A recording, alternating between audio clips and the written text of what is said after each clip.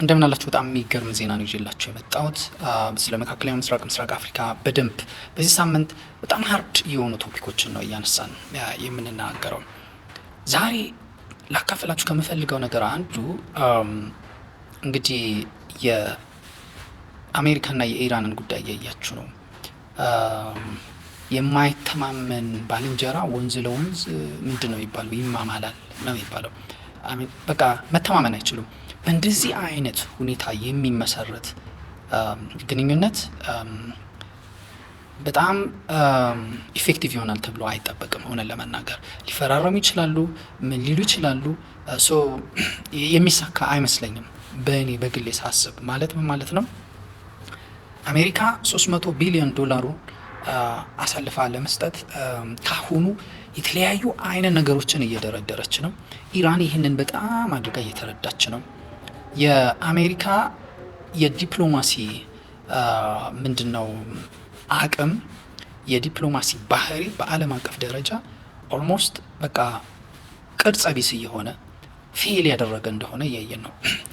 የመግባቢያ ሰነድ ተፈራርመው ካሁን በኋላ በቃልም በተግባር ምንም አይነት አላስፈላጊ ነገር ግጭት ቀስቃሽ የሆኑ ነገሮችን አናራምድም ካሉ በኋላ ትራምፕ ትላንትና ወጥቶ የተናገረውን ነገር ሰምታችኋል። በቃ ወዮልሽ፣ አለቀልሽ፣ አሁንም እንደበድብሻለን፣ ምንልሽን የማታደርጊ ከሆነ ምናምን ያለው ተፈራርሞ ማለት ነው።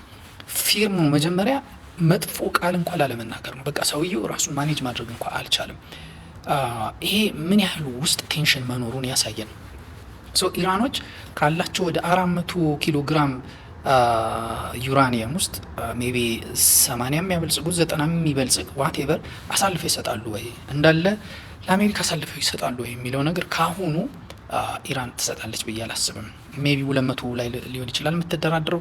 ሌላውን ካሁኑ አረቃ የምትደብቅ ይመስለኛል። ምክንያቱም አሜሪካ የምትታመን ሀገር አይደለችም ብላለች በይፋ። አናምናትም። 2015 2025 በዚህ ዓመት ፌብሩዋሪ ላይ ያሉ ይኸው አሁን በድርድር ወቅት አሜሪካ የማትታመን ሀገር መሆኗን እኛ ብቻ ሳይሆን መላው ዓለም አይተዋል ብለው ተናገሩ። ይሄን ይዘን ወደ ኢትዮጵያ ስንመጣ የኢራን ጉዳይ ከኢትዮጵያ ጉዳይ ጋር በጣም የተያያዘ ነው። ምን ማለት ነው? የኢራን ጉዳይ እንዲህ ባለበት ሁኔታ አሜሪካ ግብፅን አጥብቃ መፈለጓ የማይቀር ነገር ነው። ግብፅ አሁንም ለአሜሪካ በከፍተኛ ሁኔታ ትኩረት የሚሰጣት ቦታ የሚሰጣት ሀገር ናት። የመካከለኛ ምስራቅ ጉዳይን በደንብ አድርጋ እንድትጫወትላት ስለመፈልግ የኢራን ጉዳይ እንዲህ ከሆነ የግብፅም ጉዳይ ለአሜሪካ በነበረበት ይቆያል። በጣም አስፈላጊ፣ በዚህ አካባቢ ወሳኝ ወዳጅ፣ በእርዳታም በምንም ነገር አሜሪካ ሳይድ የምታደርግላት ሀገር ሆና ትቀጥላለች ማለት ነው። ከዚህ አንጻር ኢትዮጵያ ምንድን ነው ማድረግ ያለባት የሚለው ነገር ካሁኑ ብዙ አይነት ነገሮችን መንደፍ ይቻላል ማለት ነው። ሌላ የምነግራችሁ እኔ የምክክር ኮሚሽኑ ጉዳይ ነው። የምክክር ኮሚሽኑን ጉዳይ ያነሳሁት ትላንትና ነው። ከትላንትና ወዲያ ምንድነው የኢትዮጵያ ውጭ ጉዳይ ሚኒስትር ስለ ኤርትራ አዲስ የሆነ አቅጣጫ ይዞ መጥቷል። ስለ ኤርትራ አዲስ የሆነ አቅጣጫ ይዞ መጥቷል ስል ከዚህ በፊትም የኢትዮጵያ መንግስት ስትራቴጂክ የሆነ ጎሉ በኤርትራ ጉዳይ ላይ ግልጽ ሆኖ አልነገረንም። ብዙ ጊዜ ናቹራል ራይት ነው፣ ሂስቶሪካል ራይት ነው ምናምን ይላል እንጂ ምንም ናሬቲቭ የለውም ብያቸዋለሁ። ከሌማ አያደርግም ወይ ኤርትራኛ ናት ወይ አሰብ እንጂ ነው በዚህ ጊዜ እንዲሆነው ነገር በጣም ፋንዳሜንታል ይረር አለበት የሚል ነገር ካፉ ለምን አይወጣም? ለምንድን ነው እንዲሚሽኮረመመው ምናምን ብያችሁ ነበር። አሁን በግላጭ ነው የመጣው። በግላጭ የመጣው እንዴት ነው ብትሉ ከኤርትራ ጋር የንግድ እንጂ የሉዓላዊነት ጉዳይ አይደለም። በቃ ተስማምተን በጋራ አልምተን እንድንጠቀም እንጂ አሰብን ወይም የኤርትራን ጉዳይ በሉዓላዊነት ጠይቀን ወይ ልንወሮ የግላችን ልናደርገው ፈልገን አይደለም የሚል ነገር ነው። አጠቃላይ ነገሩ ማለት በደንበኛ ሂሳብ መስተናገድ አይነት ነገር ነው። ኦር ደግሞ አብረን አልመተን እንጠቀም እንጂ ከኤርትራ ነጥቀን የኛ ለማድረግ አይደለም ፍላጎታችን አይነት ነው። ጥሩ እንግዲህ መጀመሪያ የኢትዮጵያ መንግስት ሞክሮታል። ከኤርትራ ጋር አካባቢውን አልምቶ መንገድ ሰርቶ ምን ብለው አልፈልግም ነው ያለችው ኤርትራ። እና መንግስት ይሄንን ነገር የመረጠበት ምክንያት ብዙ ጉዳዮች ሊኖሩ ይችላሉ።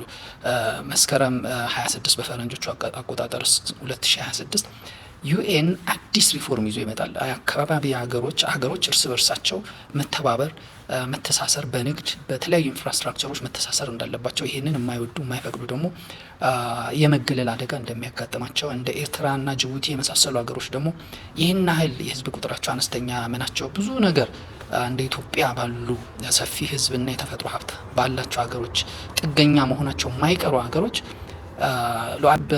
ሉዓላዊነት የትስስር ጉዳይ ነው። ሉዓላዊነት የኃላፊነት ጉዳይ ነው። የሪስፖንሲቢሊቲ ጉዳይ ነው።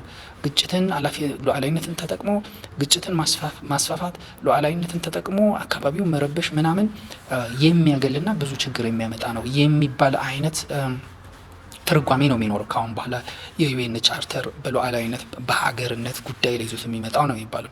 ከዛም ጋር አብሮ ለመሄድ ይመስላል የአሜሪካ ባይላትራል ስትራክቸር ዲያሎግንም ፊት ለማድረግ ይመስላል። ከዚህ በፊት በየሚዲያው በየምኑ እንሰማው የነበረው የባህር በር ጉዳይ የሞት ሽረት ጉዳይ ነው የሚለው ድምጸት ቀንሶ ነው የመጣው። የሚዲያው የተለያዩ ድምጾች እንሰማለን በባህር በር ጉዳይ የሚለው ነገር የሚያጠራጥር ይመስለኛል። ግን ለማንኛውም እሱም በሰፊው እንናገርበታለን ከነገ ጀምሮ። በማንኛውም እኔ በኤርትራ ጉዳይ ላይ አሁንም ደጋግሜ የምነግራችሁ የውጭ ጉዳይ ሚኒስትሩ ይህንን ይዞ መምጣቱ አንድ ነገር ሆኖ ማለት የሚደገፍ ነው ወይ? እሱ ጥናት ያስፈልገዋል። በደንብ በጥልቅ አንብበን ልንነጋገርበት የሚገባ ነገር ነው። ዝም ብሎ አሁን የምናወራው ነገር አይደለም። ግን የምክክር ኮሚሽኑ ማለት ነው የምክክር ኮሚሽኑ የኤርትራን ጉዳይ አጀንዳ አድርጎ የማያቀርብ ከሆነ ኢትዮጵያ በባህር በር ጉዳይ፣ በኤርትራ ጉዳይ፣ በአሰብ ጉዳይ በአራት ነጥብ የዘጋችው መሆኑ ካሁኑ ማየት እንችላለን። ይሄ ደግሞ ህወሓትም የሰራው ስህተት፣ መንግስቱ ኃይለማርያም የሰራው ስህተት ብልጽግና ይደግመዋል። ሜቢ እነዚህ ኦልድ ሚስቴክስ የሚባሉትን ነገሮች እውቅና ሰጥቶ በማረጋገጫ እንዳይዘጋ ሁሉ ያስፈራናል ማለት ነው። ምክንያቱም የምክክር ኮሚሽኑ ከኢትዮጵያ ጋር የተያዙ ጉዳዮችን እልባት የሚሰጥ ከስር መሰረቱ የሚመረምር የሚያወያይ ምን እናድርግ ብሎ መላ የሚፈልግ ተቋም ነው።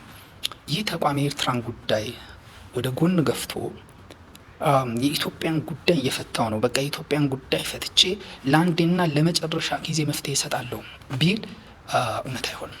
እውነት ለመናገር የኤርትራን ጉዳይ እንደ አንድ አጀንዳ የማያስገባ ከሆነ የምክክር ኮሚሽኑ የኢትዮጵያ ጉዳይ ኮምፕሊት አይሆንም። የምሬ ነው። የተጓደለ ሶሉሽን ይዞ ይመጣው በኤርትራ ጉዳይ የኢትዮጵያ ሕዝብ እንዲወስን በኤርትራ ጉዳይ ኢትዮጵያ እንድትወስን የምክክር ኮሚሽኑ ይዟቸው ከሚመጣው አጀንዳዎች አንዱ አድርጎ ማቅረብ አለበት። ይሄን የማያደርግ ከሆነ ይሄ በኢትዮጵያ ጉዳይ የሚነሱ ክፍተቶች እንዳሉ ይቀጥላሉ ማለት ነው።